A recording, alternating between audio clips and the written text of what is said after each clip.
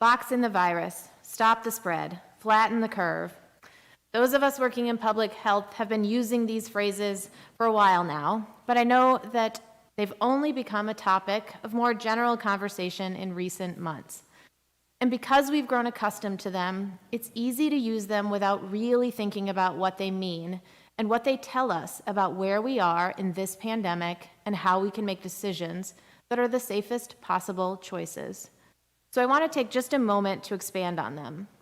When we talk about boxing in the virus, we're talking about identifying where the virus is and making sure that it stays there. That means we're talking about testing, tracing, and isolation and quarantine. In Wisconsin, we have critical in-state lab capacity, so if you have symptoms or have been exposed to COVID-19, please get tested. And we have some important news to share today about our testing efforts. Through funding from the Federal CARES Act, healthcare providers, as well as their local and tribal health department partners, can apply for reimbursement for testing.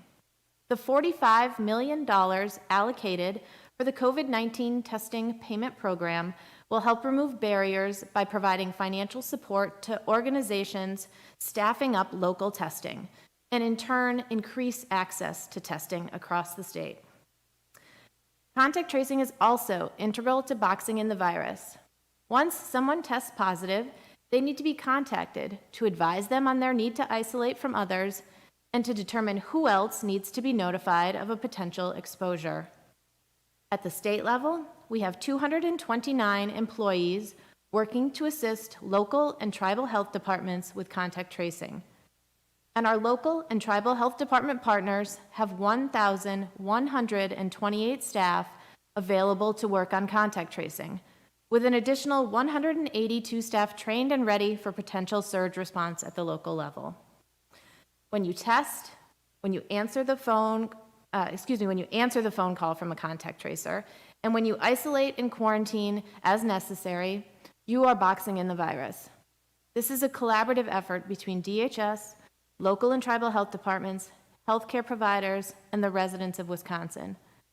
So in stopping the spread, we each stop the spread when we stay at home and limit our trips to the essentials, when we wear a face mask, when we practice social distancing, and when we wash our hands for at least 20 seconds. When each of us takes these actions, each of us is doing our part, and we can all stop the spread of COVID-19 together.